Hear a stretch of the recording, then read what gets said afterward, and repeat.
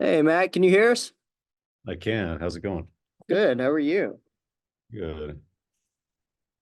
Mr. Matt, how you Hey, doing? good, good. Thanks again for doing this, man. Yeah, my pleasure. Thanks for having me. Yeah. Yeah. So are you back in Vegas right now? Yeah, I am. Where'd you And come back from? I've actually been home for about a week, but before that, I had a lot of travel. It was in like 16 days, I went from Vegas to DC to Vegas to Istanbul to Vegas to Toronto and then back to Vegas. Wow. Jeez Louise. How do you Yeah. have time to get everything edited? Do you just do it Uh, on the planes and stuff? on the plane and then at home. Uh, Mm, but it does editing does take a while. yeah. I was gonna say, how long does it take you? Like typically from after you get all the pictures from the shoot and then after you get like all of them edited. So it depends. If it's event photography, those you have to move faster.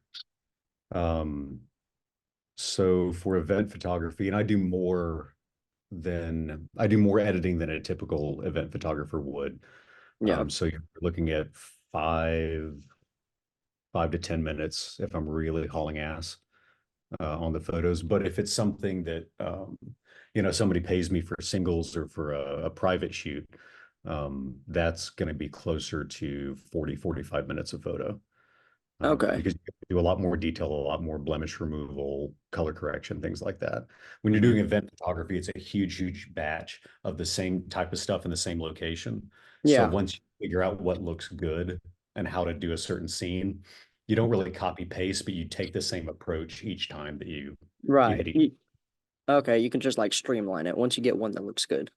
Yeah, yeah. It's not copy paste because people move and then, they're under the light difference. So even though it's the same space, depending on where they are and where you're pointing the camera and what the light's doing, you can't just copy paste settings, but you can follow the same steps each time.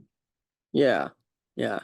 Where did you learn all this about photography, or why did you in the first place? So that's a really long story, but I'll truncate as much as possible. All right. So I've always been involved in the arts, and for the longest time I did theater.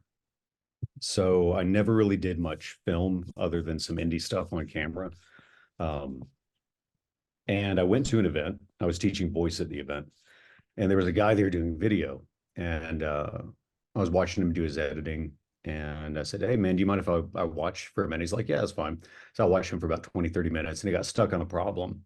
And I said, "Hey, do you mind if I make a suggestion?" He said, "Sure." I said, I forget what it was. It's something, move this clip to this beat, change this transition here, something. It was about syncing up all the elements. And he did it. And he's like, "Oh, that worked. You really know what you're doing."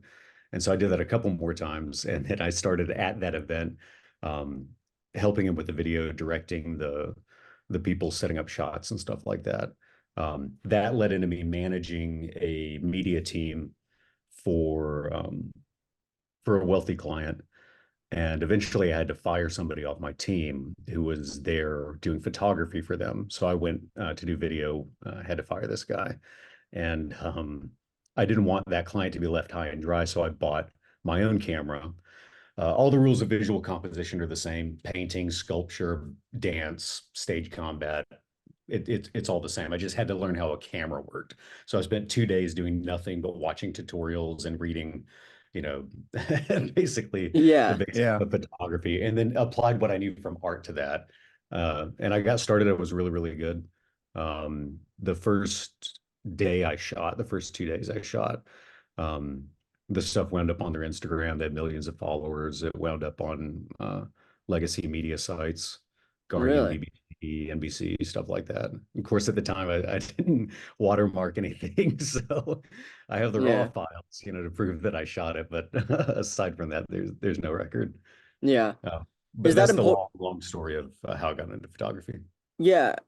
Is it important for photographers and stuff to put like some little watermark on pictures, especially if they're shooting for high level clients and stuff like that? So if you It depends. If the advice for somebody who's starting out brand new is to not watermark any of your stuff because it's more likely to get shared Oh, and interesting. they're more likely to credit you by like tagging you and things like that. Mm. Um, then most of the time people use watermarks to protect their stuff in that they'll send a bunch of raw files to a client and say, pick the ones you like and I'll edit those. Well, they watermark them so they can't just take them for free and and edit them I themselves. gotcha. Yeah. Gotcha. People will try to do sometimes. Yeah. But in general, no, probably wouldn't watermark. Okay. So how do you find the artistic side of photography? How do you mean? Well, like comparing it to theater, where is the art in photography? So my style of photography is technically it's mostly event photography. I do event photography and then private shoots for clients. Um, but I approach event photography like street photography, or some people call it like photojournalism. And the point is when you're capturing a photo to capture like the essence of what's happening, the story or the emotion, like capture the moment for lack of a better word. Then when I edit more like fine art photography. So I'm pretty heavy-handed with my edits.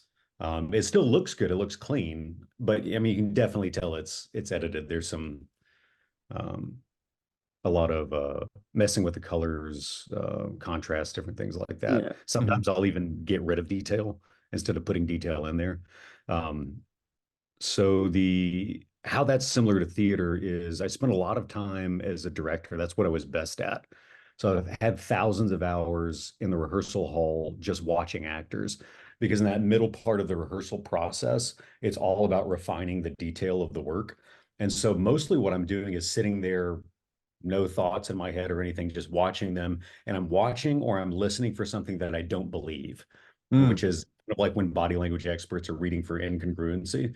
And that's a clue for me to stop and pull out the toolbox and try something to get them back into that mode or that acting trance where they yeah. what they're saying, where it comes across believable. So in that part of it, um, having an eye for those moments, for those beautiful moments, because whenever somebody's attention is outside of themselves, everybody, regardless of how like physically attractive they are, their eyes become beautiful. Mm. They're like you notice it if somebody's daydreaming Can or I if you're stop you? What do you mean by that? How do their eyes change when their focus is outside of themselves? so there's a kind of softness that comes into the eyes. You notice it when somebody's daydreaming, Yeah. or Mm, Yeah. if you're having a conversation but you're watching the person who's listening not talking, you'll notice there's a difference in their eyes. Um, and everybody, no matter, I mean, like Steve Buscemi's not a handsome actor classically, but like his eyes when he's in those moments, like there's a softness that comes into it. Like he becomes beautiful as a photography subject, if that makes sense. Yeah. Beautiful, interesting, isn't necessarily the same as hot or attractive. yeah. Uh, but it's when they're not self-conscious. So when they're and you notice it like if somebody looks away, like I'm doing information processing or information retrieval to get my thoughts. Or if I stare at that poster, there's a kind of softness that comes into my eyes because I'm not self-conscious. Um, and so people are thinking about something else, they're watching or observing something else. And there's a kind of relaxation that comes into their being when they're not aware of being watched, Yeah. that Yeah. opens things up and brings a softness into the eyes. Yeah. You So in know, it's that funny. regard, it's related to theater, and then otherwise, it's all the rules of visual composition, like the framing, line of sight, line mass, positive space, negative space, and then all the color theory and the harmony. What colors mean? They mean the same in advertising as they do in theater, as they do in photography. Mm, And so it's taking that moment, whatever I've captured, and then when I go to crop it in and do all the editing, I take that fine art approach to, I don't care what the event actually looked like. Like if her dress was red and I need to change it to a different shade of pink, I'll change it. I don't care. I want the photo to look beautiful so that you want to look at it longer, and mm. also Yeah. to enhance what was actually happening. So whatever that moment or emotion or feel was, that's what I want to enhance using those art skills through the edit. Yeah. I have my younger brother is actually a theater major, and he went into the Nice. directing side of it actually. And he Very liked cool. being a director more than an actor, believe it or not. And he said something that you just reminded me of. He told me one time that good acting is finding the balance between the vivid and the ordinary. Otherwise, it seems incongruent with, like you're talking about, it will trigger fakeness or inauthenticity. Yep. It's interesting that he said that because, like, you notice that in Hollywood and even the most realistic actors, it's never like a documentary realism performance. There's always some like art or expression or artifice to it. Mm. Like even the best actors, Oscar winners in their best roles, when you take those iconic monologues or scenes, it's not like um, documentary footage, security cam footage, police interrogation footage. You know, somebody like it's heightened. There's the expression of it is bigger, and so he's right that it has to be very much grounded in reality in order to be recognizable and feel real. But it also, in order to be interesting, has to be a little bit larger than life at the same time. I can't say exactly for him because personally I don't know him and I don't know what he was like before and after training. Obviously, he has had voice training. Any professional actor who makes it at that level, regardless of how their voice is already, is going to have specific training for it. So there's the two elements. There's natural stuff and then what's trained. The natural stuff is largely it just has to do with your body because speaking is a physical act. Your body makes your voice. The vocal cords vibrate as you're exhaling and speaking. The air passes through the vocal cords. They vibrate. Those vibrations are conducted throughout the body. So they are conducted through the bones in the body, and they also are amplified in the cavities of the body. So, like the chest cavity, the throat, the mouth, the sinuses. Just like with an acoustic guitar, you strike the string and the string vibrates, but it's the body of the guitar that amplifies the sound. Our bodies work the same way. So, there's the thickness of his vocal cords has to do with the pitch. Just like a thicker string on a guitar makes a lower pitch and a thinner string makes a higher pitch, the thickness of the vocal cords is kind of like the one string that you got to work with to play on a one Oh, string guitar, okay. basically. So, and that's set basically at puberty. That has to do with testosterone production. Um, Now, and then the other part is the shape of his body because he's pretty barrel chested. So not only does he have a deep voice, I've got a pretty deep voice too, but I'm not as barrel chested as him. So while the pitch may be somewhat similar, the size of the voice doesn't feel as big as his. Mm. Because it's like, you know, if I'm an acoustic guitar, he's a stand-up bass. He's just got that much more room for his body to amplify the sound. And then past that, it's learning how to best use the voice. And that's three main parts. Breath, resonance, and articulation is what I call it. And it's the three basic things that make up speaking. First, we breathe. The diaphragm descends, it pulls lung into the air or air into the lungs. Then as we start to speak, the muscles contract, push the air out. They strike the vocal cords, they vibrate. And then as the sound is coming out of our mouth, the muscles of the lips and the tongue shape it into vowels and consonants. And that's speech. So the three main things that you work on is breath, getting the breath right. It's like not breathing into your diaphragm is like lifting with your back instead of your legs, Yeah. or like trying to throw a punch from an already halfway extended arm. Mm. Like Okay. like the deeper you breathe, it's like pulling a bowstring back, the more power you're going to have behind it. Oh, that's a So great analogy. that's really 80% of the ROI for most people. Um, It's just getting the breathing down. Yeah, because that flows into everything else. Because in order to breathe that low, you've got to be relatively free of tension. You can't Mm-hmm. be stressed out and anxious. You can't be holding your stomach in because you think you have a gut.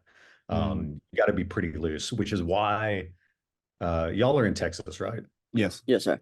You know those older not boys, I was about to say good old boys, but those older men, they've always got a gut, Yeah. but they've Yeah. got like deep, rich baritone. Mhm. Mm-hmm. Because that's why their guts hanging out. There's no tension in their body. And that's why their voice sounds so good. There's that, and they're always very confident men, even if they're not, they may not be very active or outgoing. there's always like that easiness and confidence about them. And that translates into the relaxation of their body, which translates into a more resonant voice. And James Gotcha. Oldham is the same way. You notice people that breathe high in their chest and they're tense. A lot of times the voice will creep up, uh, Yeah. and pitch as well. See, that's what I feel like I do. Like I notice I feel like I'm a real like nasal talker. Like I talk really from my face. So what are like some things or exercises that I could do to help, I don't know, get my breath in check where I uh start making it become unconscious where I just breathe deeper and start speaking from my diaphragm instead of all up here just congested like. So the main thing is repetition over time, just like building any other habit, because the key Hmm. is unconsciously doing it, Yeah. which is why when I have clients, I insist that it's not a lot of time each day, but you need to be doing it every day for a long period of time, Okay. because talking is like walking. We do it constantly. And how useless would it be if you had to think left foot, right foot, left every time you fucking walk to the kitchen? That's just not Yeah. a way to go about life. In the same Yeah. way, speaking, like the thoughts coming up, as soon as they're coming up in my mind, they're basically leaving my mouth. I don't have time to think about how I'm talking while I'm talking. So repetition is the first thing. But past that, you want to aim low. So some people think about belly breathing. You can aim past that. You can think about breathing into your hips, breathing into your balls, Mm. whatever works for you.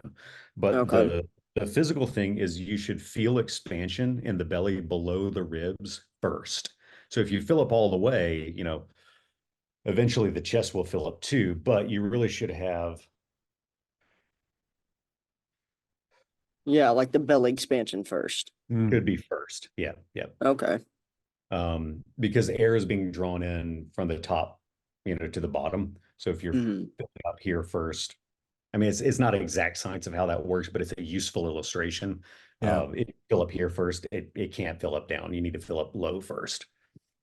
Gotcha. Where you breathe from is where you're going to speak from. So then if you breathe there, you don't really have to think about speaking from there. If that's where you're breathing from, that's naturally where you're going to speak from. Okay. Okay. I understand. Um, And so one thing you can do is place the hand just below the belly button and then use that as a target. So you can breathe into your hand. So you should feel your hand move first. Your belly should be expanding off your hand. And then another thing I think is for people to not try to force it. You're not muscling through it. You're like relaxing it. It's more like allowing the breath to fall that low rather than like, I'm gonna, muscle it down there, because any effort, any muscling creates tension, Hmm. Mm. which What? is not helpful. So, are there certain exercises other than just consciously breathing you do, like Yeah. yoga style, fast breathing or stretches? What can you do in that regard? So the stretches I do are mainly just to increase breath capacity and Mm-hmm. also to illustrate to people that the breath expands in a lot of directions, basically in all directions, up, down, left, right, forward, back. So one set of stretches that I'll do involves like a bear hug, for example. And so the reason I'll do this is because most people, when they breathe, they think about the chest expanding, going forward and up. So by doing this, it constricts the chest. Mm-hmm. And I didn't invent this. I got it from Patsy Rodenberg, who's a coach in the UK. But by doing this, when you breathe in, it forces, you can feel the back expand more. Mm-hmm. Mm. And so by doing that and doing it in various positions, leaning over and stuff, it's easier by constricting certain areas to allow expansion to go into other areas. Then you feel that, oh, Mm. it's not just up. Like the lungs almost come up like an umbrella, the rib cage, like an umbrella opens all directions and then fills in air that way. Yeah. I felt it just then. Like you said, you could feel it in your back. I Mhm. felt it in the back.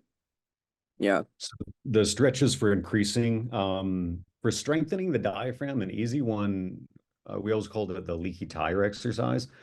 And it's just to take a full breath and then exhale on an S sound, like like a tire's leaking air. And Mm. so you can do it, you can push all the air out as fast as possible, because that blowing the air through the teeth on the S is a very small hole for the air to go through. So that creates pressure. So it gives your diaphragm something to push against. Mm. Um, And so doing that quickly can increase strength. And then you can also work on breath control by doing it as slowly as possible. But one of the tricks with that is to go past the point where you think you're out of air, and you'll start to feel a little bit of trembling under the ribs, and you'll feel the diaphragm working that way. That's also one of the easiest ways to feel the diaphragm because there's not a lot of nerve endings on it. Yeah.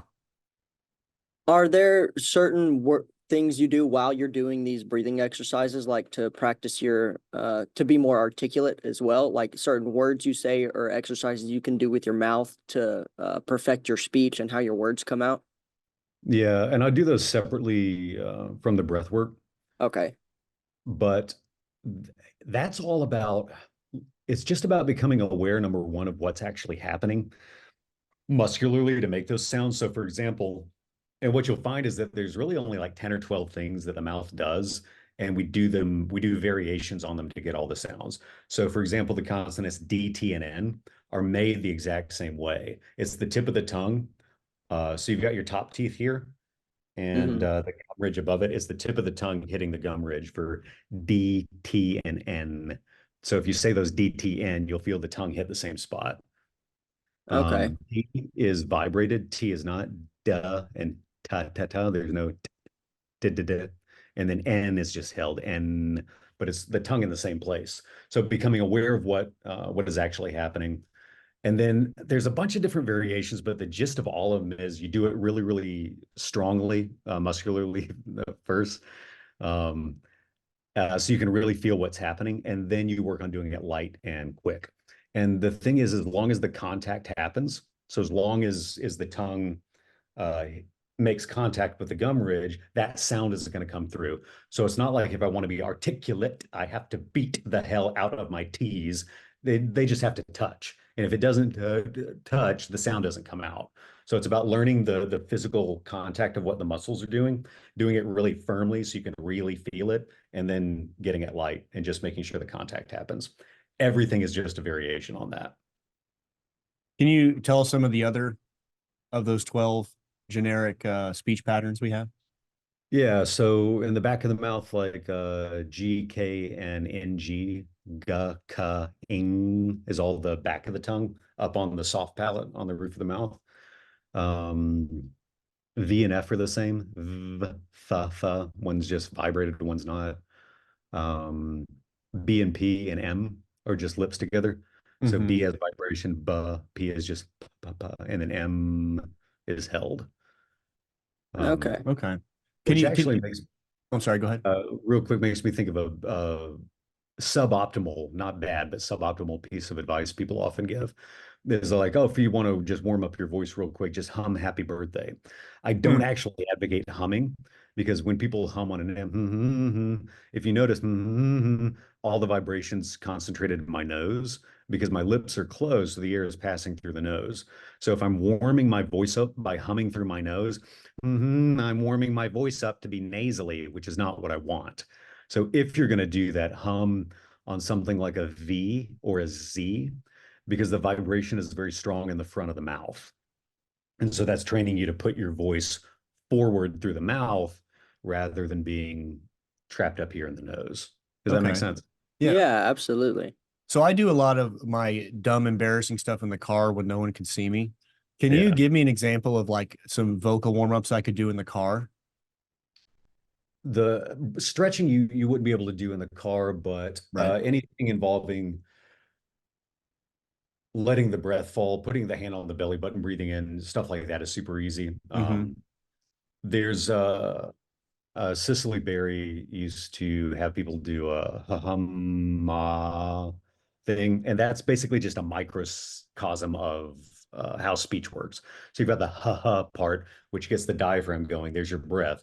The hum is the resonance, the vibration. You feel it pooling in the front of the mouth, and then you just open the lips and let the sound come out. So the ha hum and making the sound firm throughout, the feeling the vibration firm throughout is a super, super quick one.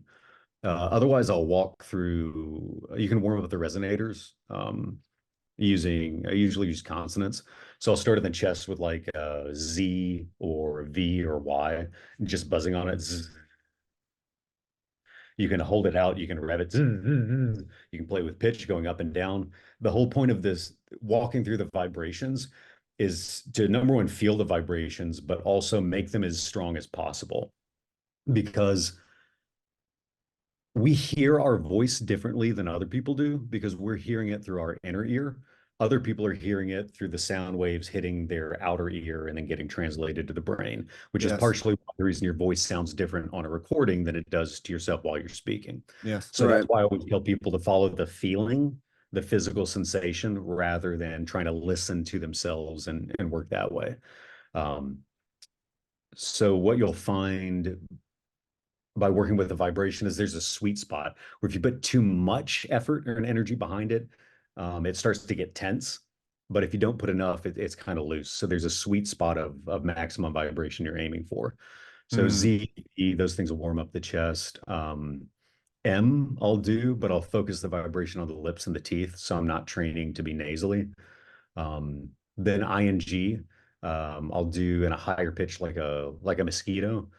And I'll focus that in the sinuses, and then who like a little baby owl, like a Mickey Mouse voice up in the falsetto, and vibrate the dome of the skull.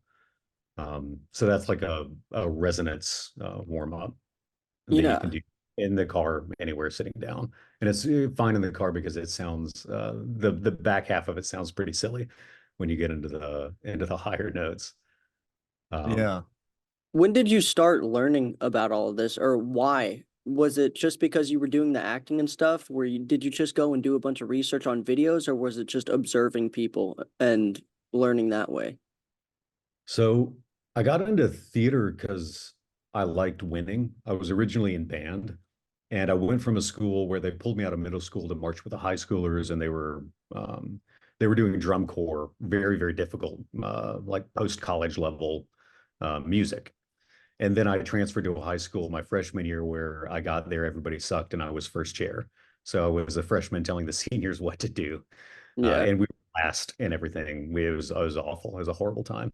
And I started doing it was called forensics, but it's speech, debate, acting competitions, storytelling, things like that. Mm. And those were solo events, so I could win, and I liked that. So Yeah. I got into theater, and I always had a pretty good voice. And then when I got into my theater program, I studied with a lady who was a master teacher under Arthur Lessack. Arthur Lessack is kind of like the grandfather of voice in America. Um, and I studied a couple hours a day with her for about 2 years. Wow. That's where I learned most of the stuff. And then when I got out of there, I started working professionally, and most of the people I worked with then were Linklater people. Um, And Linklater, she's passed now, but she was probably the most widely used methodology in North America. Um, but yeah, Okay. that's how I got into voice. Through theater, I was good at it, and then I studied with somebody who was really, really good at it and learned a Yeah. lot. I have a question about rate when you talk. How do you gauge, or what is the optimal rate of words that you should be speaking? I find myself sometimes talking really fast and not having a metered delivery of my words. Is there a proper way to do that? I don't know. I don't know that I think about it much, or if I do, I'm maybe just watching the other person. Hmm. And if they can follow me, it's not too fast. Okay. Or, maybe they can follow you, but you're talking really fast and they're getting a little turned off because you're a little manic, then maybe that's a sign to back off of that. But I guess the short Sure. answer is I just go off the other person. Okay. Yeah. Were you learning about body language during the same time frame, or was that something that came about later on? So Or does it all just kind of go in together? both. It came about later on because it all kind of goes together. Um, I never studied it specifically until after. I never studied it much until after I was a director. Um, Yeah, like I said earlier, I got good at reading body language, at least spotting when people were faking, just through thousands of hours of sitting in a rehearsal hall watching people. Um, What are like some signs that you can see when people are like faking body language? so one thing is the idea of perception management. and it's simply hiding. And what it is it's an outgrowth of the, you guys know, fight or flight response. Sure. Yeah. It's actually fight, flight, freeze response, Mm. because deer in the headlights is neither fighting nor fleeing. Mhm. It's frozen. A lot, you know, animals do that, and you see that when people get scared or shocked, you know, their body freezes. There's that impulse still to freeze. If I'm not moving, I can't be seen, or I'm not drawing attention to myself. So one thing that'll happen is you'll have that stiffness. There was one actor, it was, I would notice it because sometimes he would never reset to his baseline. So his baseline was his hands down by his side for the most part. And so sometimes he might do a gesture, but instead of the hand going back to the side, it would kind of stick halfway down, maybe towards his thigh, but not fully relaxed back to his baseline. So I knew that something was catching there. He wasn't in his Mm. flow state. It wasn't congruent. Um, and you'll notice that times with people, when people, it doesn't necessarily mean they're lying. It just means that there's, for whatever reason, that freeze response has been triggered. Yeah, Um, like some kind of like uncomfortability or something. yeah, and it may manifest as stiffness. Like, oh, this person seems stiff, but it's just a manifestation of that freeze response. There's some kind of stress or anxiety or fear, Mm-hmm. because they're lying, could because they're hiding something, could be because they're intimidated by you. Um, that causes that response.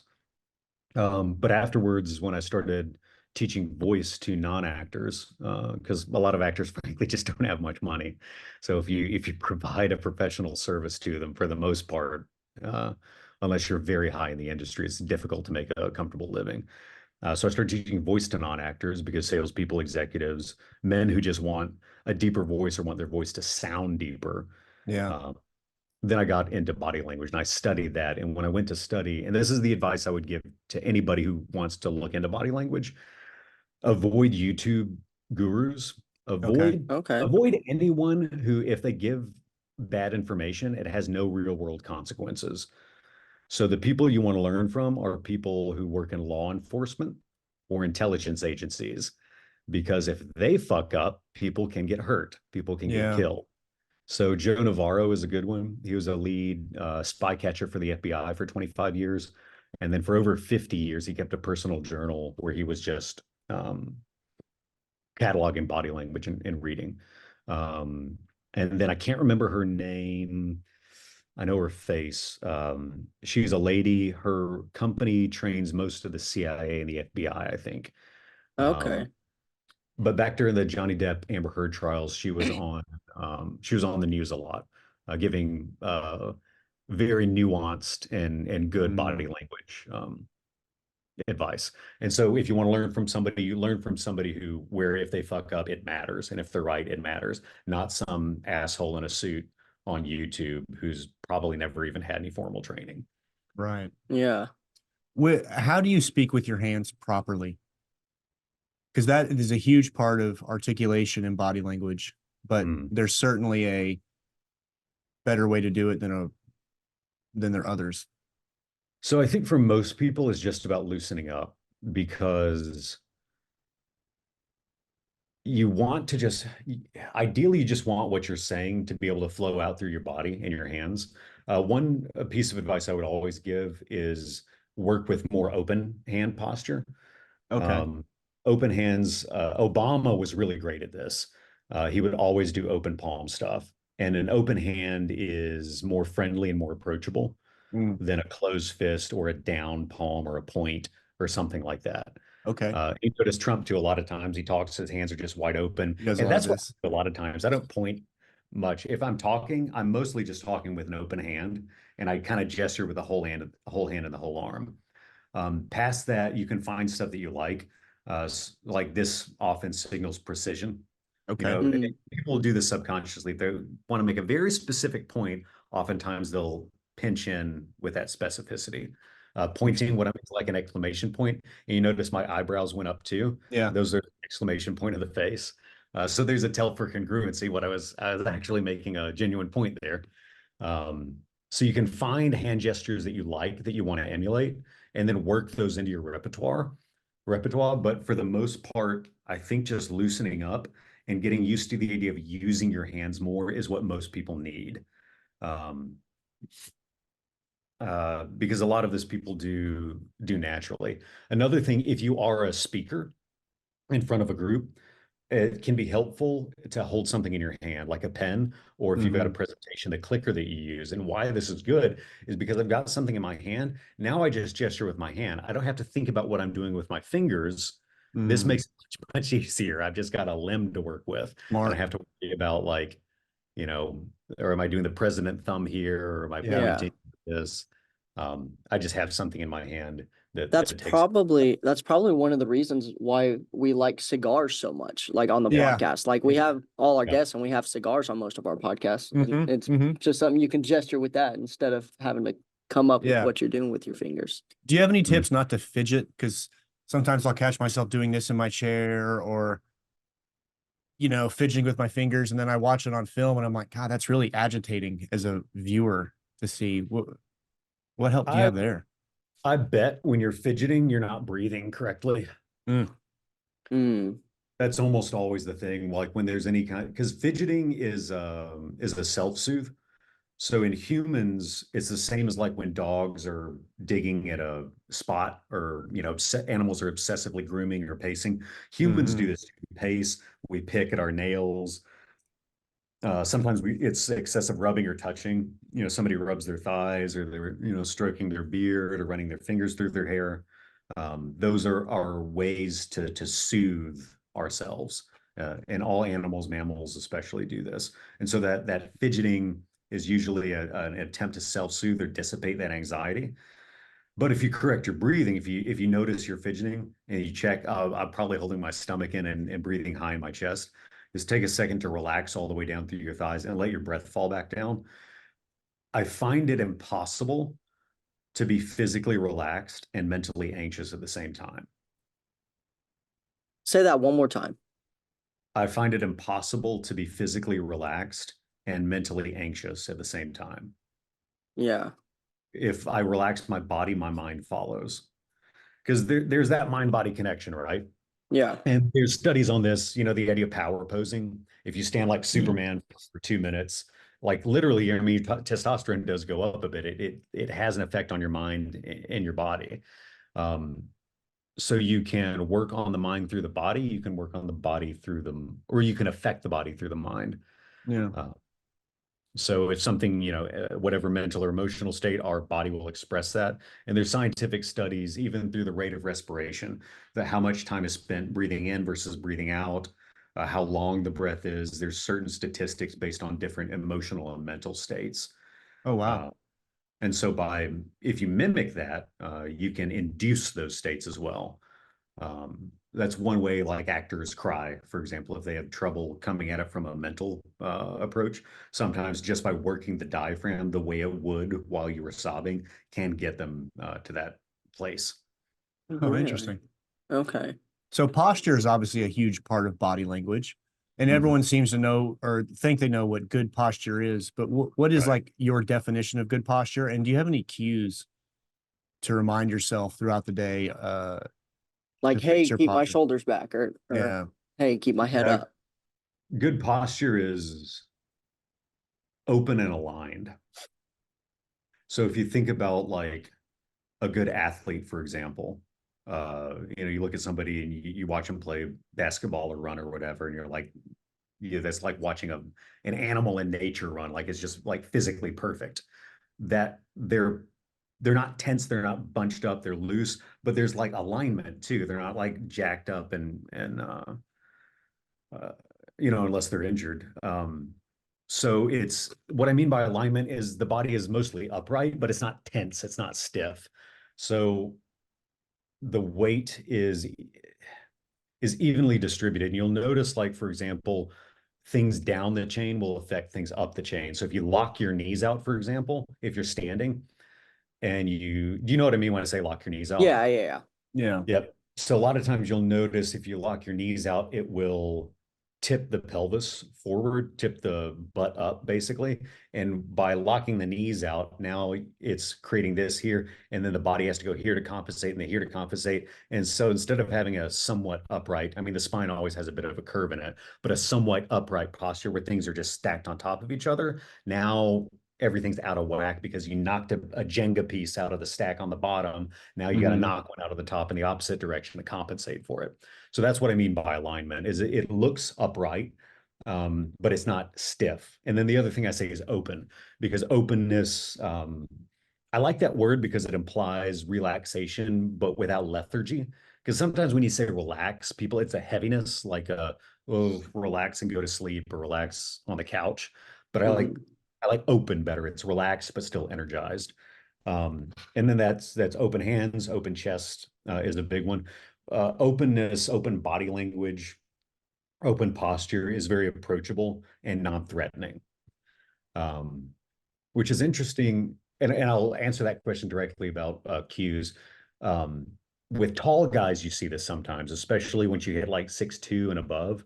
Sometimes they have rolled shoulders, or you notice they'll make themselves a little smaller around people shorter than them. Well, it's because they think people are intimidated by their size. But what they need to realize is that if you're huge, if you're 6'2" and above, and you have open, friendly posture, your size becomes an advantage, and your size makes other people feel more safe around you. Because subconsciously, on an animal level, you've got this huge dude next to you who's friendly. Mhm. If Mhm. shit goes down, you want him to be friendly towards you. But if he's Yeah. antagonistic or mean or off-putting or aggressive, then it's, oh, well, fuck, this guy can hurt me, on a subconscious level. Um, so that's why the height thing, if you have open, friendly posture, the height becomes an advantage. Baron Yeah. Trump is 6'7". If I didn't know he that. has open body posture, people are going to feel good around him and feel Yeah. good about his size rather than not. So, I catch myself doing that a lot, actually, being a little bit taller. I bring myself yeah. down to the level of the conversation. How Yep. how close should you stand to somebody, especially as a taller person? If you're looking down at people, what's the proper distance to demonstrate that, if that Whatever makes feels sense? comfortable. Okay. I think most people have almost a sixth sense about personal space. Right. Yeah. We can tell when it's too close. Hmm. Uh, Generally, though, I think if you had to give it a measurement, I think it's roughly 3 feet. Like So an about a arm's yard. reach almost. Yeah, exactly. And some people think it has to do with like the body's electromagnetic field. Hmm.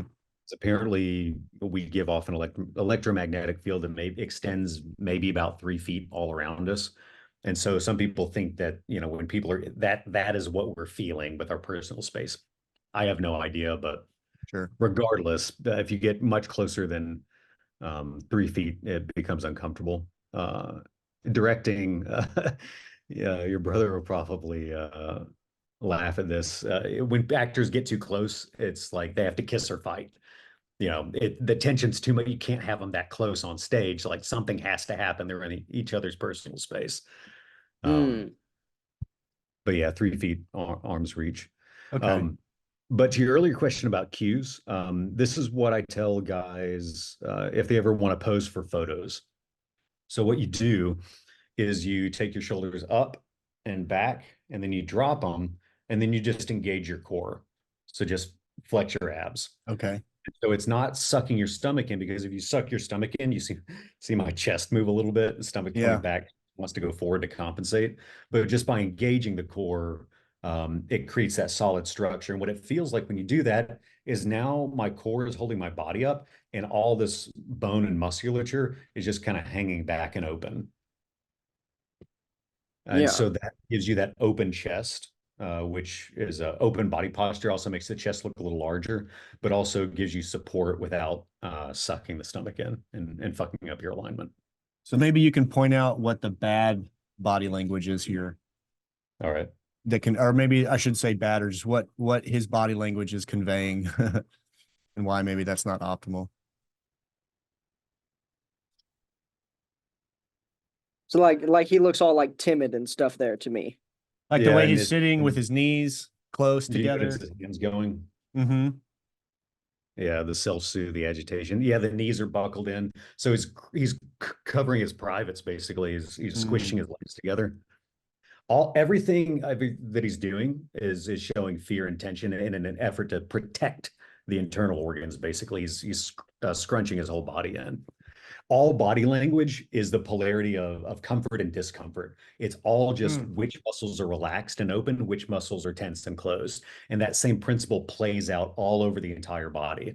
The forehead, the lines on the eyes here, the nasolabial folds, the muscles here, the muscles in the mouth, Yeah.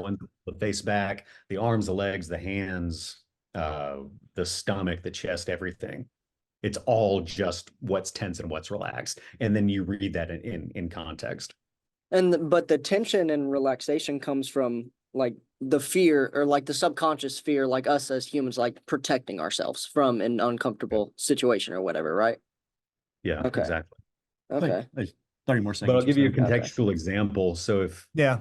You can if talk. yeah, you can keep it rolling. So what he's Okay. doing right here, say that, I don't know, he had some sort of muscular degenerative disease and he can't walk so well. Maybe that's what's going on.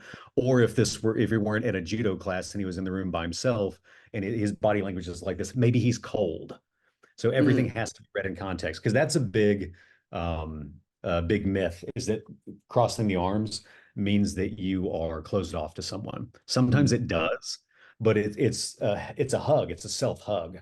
Yeah. More often than not, if it's a skinny person, or females get colder easily than males do, maybe they're just cold. And if you're a big dude and you're not cold, maybe the smaller person is Yeah. cold. Do you find it Also, difficult? Sorry, go ahead. also, maybe it's a hug, it's a self-soothe, because they are intimidated by you or uncomfortable. So Mm. maybe it's like, I don't want to hear what you're selling. I'm closed off to you in a dismissive way. Maybe it's I'm comforting myself because this person is much more successful than me, and I want to learn from them, and I'm nervous in their presence. That may be the context. Do you find it difficult to like differentiate when like somebody is cold or more closed off? Like you personally, or have you got a pretty good sense of it at this point? So it's all got to be read in context. You never really want to go off of one piece of information alone. So by looking at different data points, it becomes easier. And in that case, it's just a quick check-in of, is it actually cold in the room? Yeah. Is there how much smiling is too much smiling in everyday speech or interaction? I don't know that I have a detailed answer for that. I would say like I feel like some people are just more smiley than others. Like, I mean, I'm no expert, but I feel like it's just like who you are as a person. Like if you smile more, I feel like you come off as more friendly, maybe. It might be the case. But Definitely then do. yeah, but then I don't know. If you're somebody that doesn't smile a lot and then you just all of a sudden start, I don't know, trying to be more friendly, some people might, I don't know, perceive it as you being fake or Yeah, one of my no. biggest pet peeves when I watch either podcast interviewers or people is this kind of fake baseline smile they try to do. Yeah. How you doing? It just seems so disingenuous and whatnot. So how often do you, especially as an actor on stage, I don't know. What are your thoughts in that area? So as an actor, you shouldn't be thinking about that at all. Okay. For the most part, you should kind of be empty-headed. Like, good acting is almost like being in a trance. Uh, and I don't mean like, oh, I don't remember what's happening. Oh, I'm not. Of course, you're on stage. You're aware of the audience, but you're so single-mindedly focused on what you're doing that you kind of forget about the audience a little. Mm-hmm. Yeah. Sense. It's not like a complete unawareness. It's more like a hyper focus. The thing with the smiling, whether it's too much or what, I think it mostly has to do with the intention behind the smile. And the intention can be a subconscious intention. So if I'm smiling because I'm nervous and I'm trying to please, you're going to feel that neediness and it's going to be a big. Yeah. But if I'm smiling because, you're in my house, or I'm a guest, this is your house in a sense, it's your podcast. So maybe, at the top of the show, you want to make me feel more welcome. I'm going to feel that in the smile. So I think it depends more where the smile is coming from. Also, like you said, you can feel it when it's disingenuous. Yeah. I feel like it's one of those things you just have to be authentic with it. Like, don't try to fake it because people can feel it. Yeah. Yeah. Sometimes I watch myself and I wonder if I'm sending the wrong signals, especially now after doing this podcast, I'd catch myself kind of having a natural grin on my face, but after watching it, it just doesn't look as maybe stoic as you could.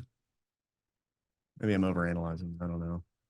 It sounds like I did that too. Like I did that too at the beginning, but then I was like, I'm just not gonna focus on it as much. Like I'm Yeah. just gonna, I don't know, be authentic and be real. Yeah. And I found that I was much more comfortable with myself, like watching myself on camera afterwards when I was like, okay, I'm just gonna be real. Cause then I can feel it in myself yeah. whenever I'm being genuine. Cause then Yeah. I see it on camera, like if I was trying to fake a smile or I don't know, laugh at a joke that wasn't funny. Like I can just feel it Oh. on the camera. It's like that wasn't real. Mm-hmm. Yeah. Let's play this third video a little bit. So there's not going to be any sound, but so this is just a clip from I think the most recent Republican debate.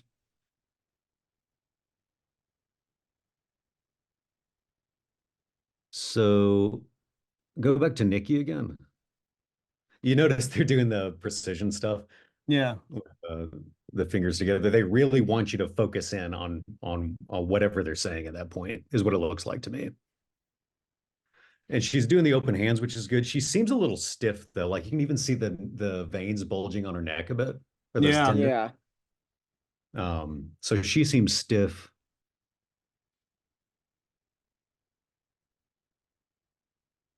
See how he's kind Vivisect. of slouched over. Yep. See, this is what I See, noticed. oh, Like So here, that's how I look when Yeah. sometimes I'll see him like just yeah, like that smile there. That's something I didn't want to do. I don't know. It just seems like I don't know. the Was he mouth about to open. say something? It looks Well, like No, Christy just said he sounded like Chat GPT when he talked. He was trying to insult him a little bit. and then yeah. he gives a fake smile. Yeah, because that's the other thing is, what they're saying matters as part of the context too. Hmm. Christy, so just going off visuals though, because visual persuasion is the strongest thing after fear. Fear motivates people the most. Okay. Mhm. After that is visual persuasion. So just looking at it like, what do I get just looking at these people? Chris Christie, because his posture's relaxed, he's slumped over, it can read as more approachable, more informal. And so informal reads as more authentic, I think, to a lot of people. Mhm. It also, but if somebody looks at it and they want more gravitas and professionalism out of a president, that may be too slouchy for them. So depending on what they're looking for, it can read as, oh, it's a positive thing. He's more informal, or he's, do I really want a president who I wouldn't be surprised if he had a fucking grease stain on his shirt? Yeah.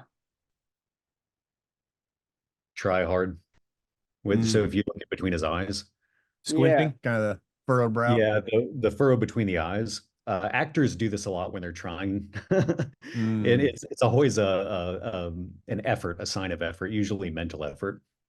So unless he was really struggling with what he was saying, or I don't know, it could also be if the nose is for a bit of disgust. I'm not sure what he was talking about then, but Mhm. assuming that it wasn't an honest emotional reaction to what he was saying, it's a sign of fakery and effort when the eyebrows are like that. Okay. I always thought it was like a focus point, like you're trying to like really focus on what you're trying to say. So It that is. oh, Yeah. okay. Okay. But it shouldn't be that hard. I gotcha. What you're saying is just coming out of you spontaneously. For the most part, you're not going to show great mental effort. Gotcha. But that was a tell for actors on stage. If their eyebrows were furrowed, even if they weren't talking, they were in their head. They were not in the flow. Hmm.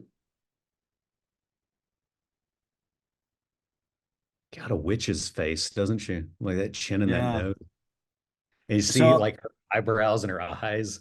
She yeah. looks like a scold. I don't Like know who the no, other man is, but he seems, at least from my point of view, like he's genuinely kind of thrown off by her comments. She I was think trying they're to both attack from him or South something. Carolina, aren't they? I don't know. I think that's Tim Scott. I think he's a senator from South Carolina, and that's her home state. Mm. Mm. He But seems yeah, like he's kind of genuinely mad and or genuinely thrown off a little bit. Maybe I'm reading that wrong. no, play that whole section with him so we can see that.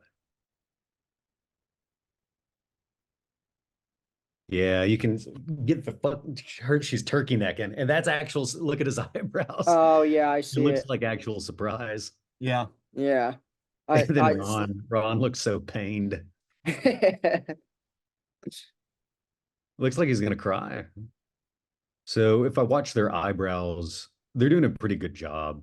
You notice Vivasek, he had a little bit of scrunch, a little bit of mental effort. It's Yeah. not yeah. his big lines, but you can see the muscles move a bit. So when people have their eyebrows up too long, especially when they're trying to convince you of something, it's kind of like the believe me look, like, yeah, Yeah.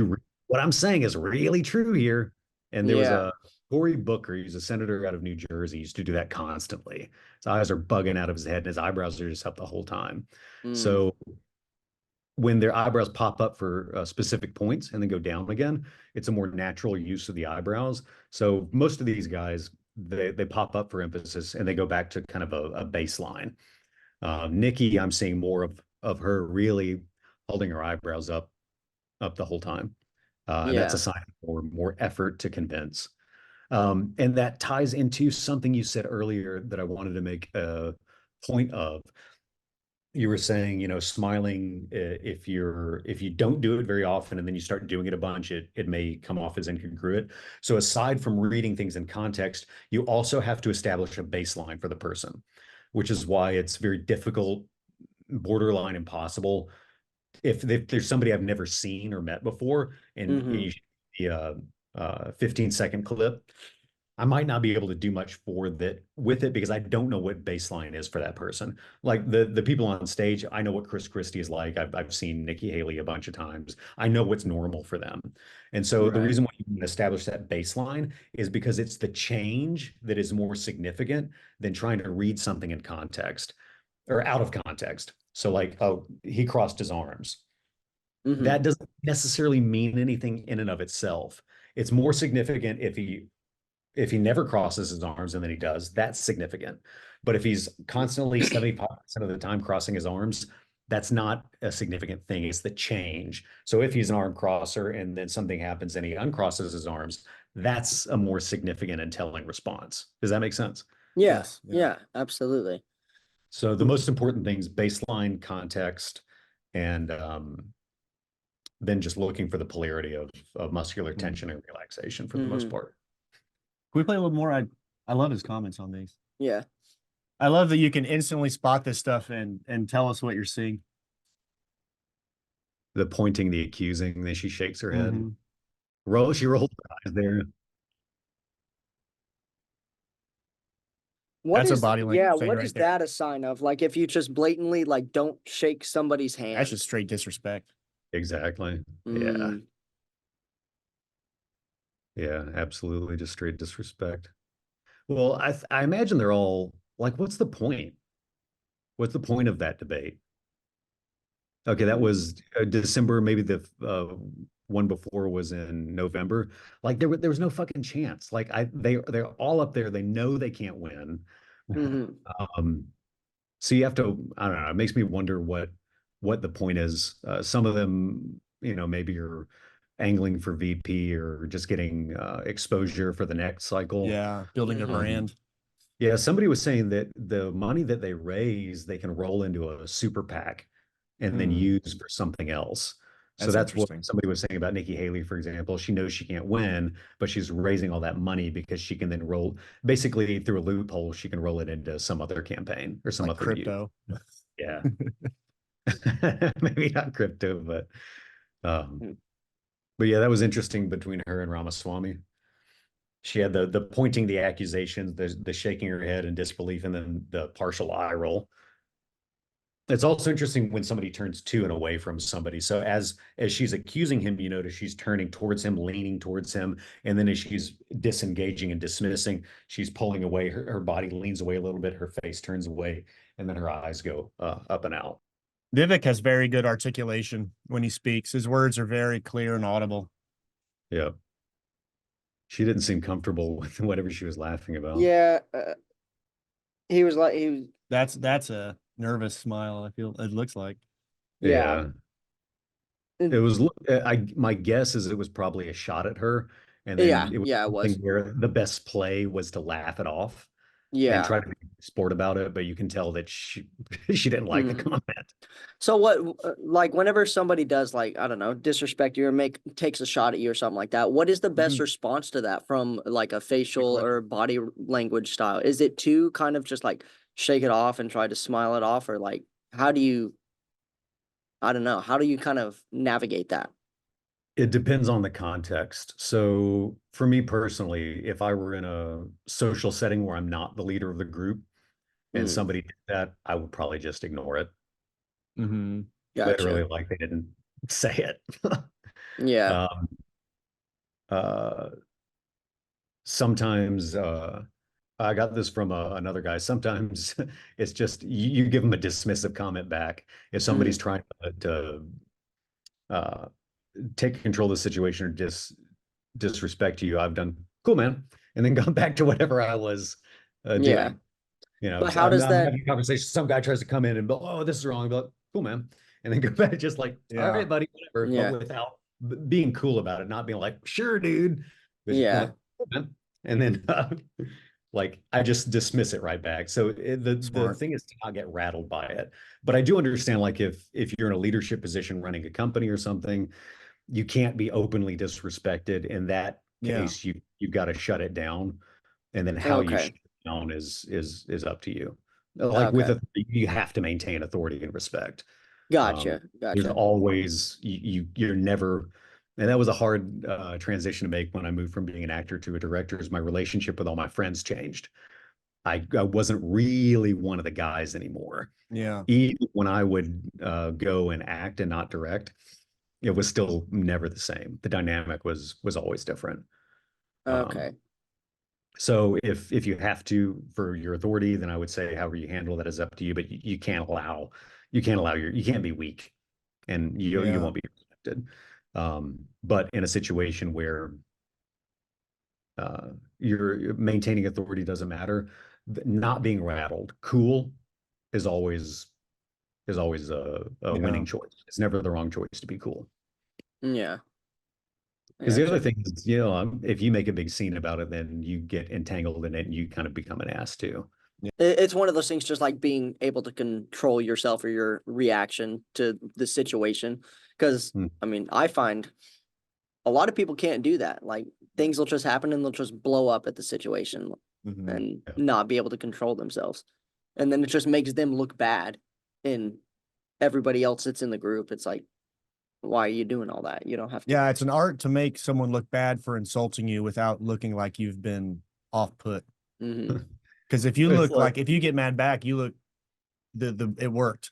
Hmm. Their exactly. insult worked. Like how tall are you, Andrew? 6'3". Okay, so if somebody calls you short, I just kind uh, of laugh. yeah, or non-react, like whatever the reaction is, it's clear it doesn't bother you, and Mm-hmm. so that's the trick. I think is just however you respond, it needs to be clear that it didn't rattle you, it didn't bother you. Thanks. Shame finger, shame on you. Yeah. Shame. Oh, and he's got the, oh, I'm condescending. I'm really upset about this between my eyes. Even though Mm-hmm. the rest of his face isn't playing It's so along with cool. his eyebrows. His eyebrows are angry, but the rest of his face is not. Mm-hmm. Yeah. It's cool that you can just like pinpoint it out just by their body language. Yeah. Because you can't hear the audio, can you? Mm-mm. Yeah, because you're like shame, because So you that's guys exactly can what he's doing. Yeah. Yeah, we you can guys Yeah. can hear We hear it. can the hear the audio. words. Yeah. We can hear Oh, it. okay. So what I'm saying, I guess they're saying this in the react. Yeah. It's Yeah. actually Yeah, okay. and Cool, cool. it's exactly what they're doing. Like shame, like he's just shaming him for this stuff. Nice. Ron, he just looks so fucking beat down and sad all the time. Okay, so pause on Ron. Try to get a frame when his eyes are open. Yeah, there we go. Now on your screen, just cover up his mouth and just look at his eyes. Yeah. Look how sad his eyes are. Yeah. Yeah, Yeah. I noticed that too. And I don't mean that to make fun of him. I mean, he genuinely looks sad. Yeah. But yeah, there's just sadness in his eyes. So regardless of that's another thing. Um, the eyes really never lie. Mm. Uh, Yeah. And when people are trying to present one thing, but they're feeling another thing, you sometimes get mixed signals, which is why, like, Chris Christie's finger is shaming and is, if I was really disgusted, my face would look like this. If I was really just like, oh, fuck this guy, my whole face would look like that. But instead, Chris Christie's face only looks like that here. The rest of his face is not saying disgust or shame or disappointment. So that tells me that he's putting it on. Ron, whatever his face is doing, his eyes are sad. So whatever Ron's saying, I know what Ron's feeling. Yeah. He probably wasn't commanding the debate too well, and he could feel the conversation slipping out of his control. Yeah, because I think out of everybody on the stage, he should be the front runner. Like that. I don't know if you saw it there. Like his body just starts like flinching a little bit whenever it goes to the wide shot. Show me that again. He's just like angry. Oh, yep, yep, yep, yep, yep. He's Yeah. like a little boy. He's got his Yeah. arms by his side, and I just don't understand why this is not fair. That's what he Yeah. looks like to me. And look how his arms are kind of floating away from his body. That's stiff. That's weird. If you're relaxed, your hands are resting against your body. Yeah. See, he's got a lot of stiffness, and it feels like little boy energy. I mean, like psychologically, emotionally, that's Yeah. where Yeah. coming from, whatever reason he's tapping into who he was as a little boy in that moment. Yeah. Well, that's kind of like what he was saying, like the entire time, like whenever he was standing up there and his arms were by his side, he was just like, no, it's not. No, it's not. Okay, Yeah. so that's exactly Yeah. what he was doing. Yeah. Yeah. You've given us like a lot of advice on body language, posture, being more articulate. Specifically, I wanted to know like when I did one act play in high school, and they always had us do like some like mouth exercises to like get ready to get warmed up.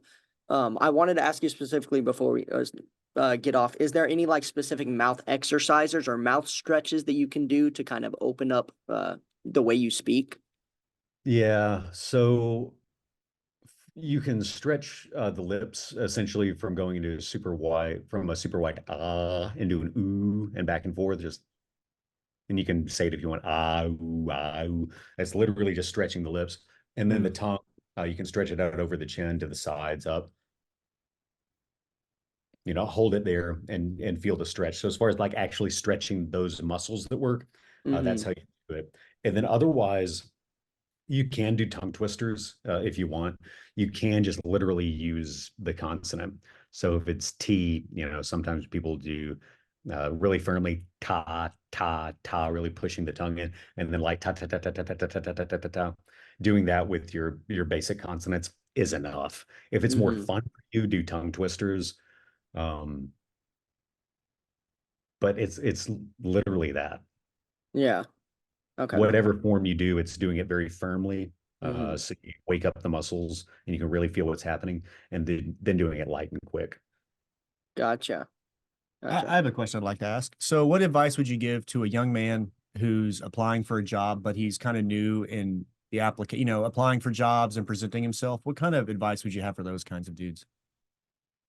As far as like giving like good voice or Well, posture, they're showing up for an interview. What should they focus on with how they present themselves, their voice, their posture? it all flows from your mental and emotional state. It all flows from your mindset. Um, so if you go into an interview and you are confident, it's going to reflect in your body language. It's going to reflect in your voice. Now, for whatever reason, you can't get over the nerves or something. The biggest thing is to remember to breathe. If you're relaxed, if you're breathing well, and if your body posture is open, it's going to make you mentally more confident and approachable. And that's going to reflect in your voice as well. And people are going to see that. So as far as,